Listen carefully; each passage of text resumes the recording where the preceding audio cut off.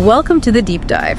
Today we're looking into a real-life event that honestly sounds like something straight out of a movie, but it's completely true. It really is. Our mission here is to unpack the story, understand the ambition, the incredible twist, and just the sheer uniqueness of it all. We're talking about the Vallenato bills, the robbery of the century. So let's set the scene. It's October 16th, 1994, a really humid night in Valledupar, Colombia. Right, and you can almost hear that background music, the Vallenato, accordion heavy. It's sort of the heartbeat of that region. Exactly, the soul of the city. And the fascinating part, the real hook here, is this contradiction.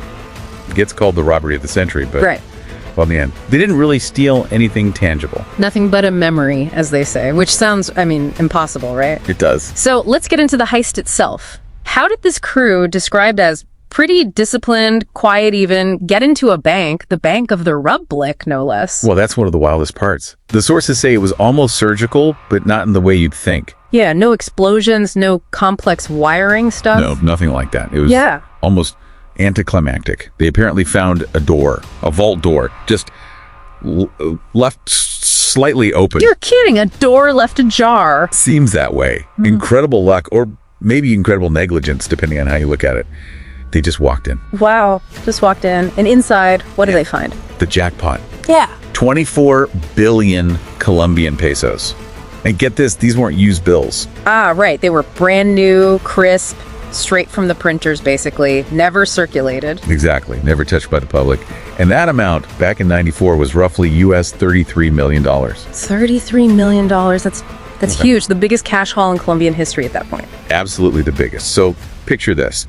They're inside for hours, working in the dark. It must have been pretty quiet. Just the sound of new money rustling. Yeah, methodically loading bags, boxes, whatever they could find. And then by dawn on the 17th, they just vanished. Gone, leaving an empty vault behind. Completely empty. So the city wakes up, the news breaks. I imagine there was disbelief, panic. Oh, definitely. Disbelief, then probably a mix of awe, maybe even some grudging admiration for the sheer audacity, but also frustration. How could this happen? But then the Bank of the Republic, the victim here, they had a move ready. A really clever counter move. Extremely clever. Almost cruel, you could say.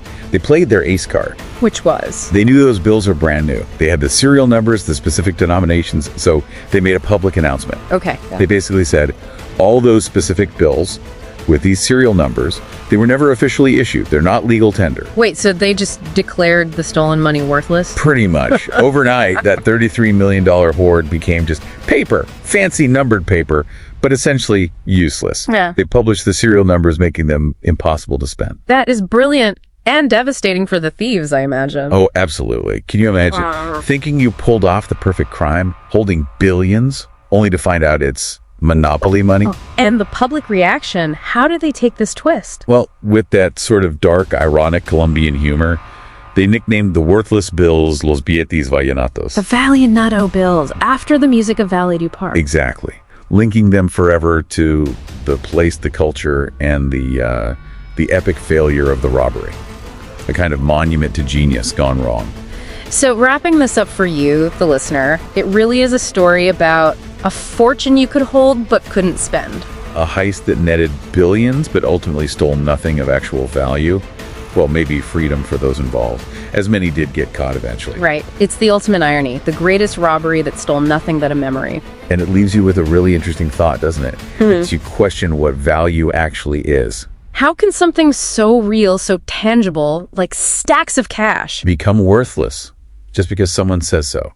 It really challenges our whole idea of money and value, something for you to chew on.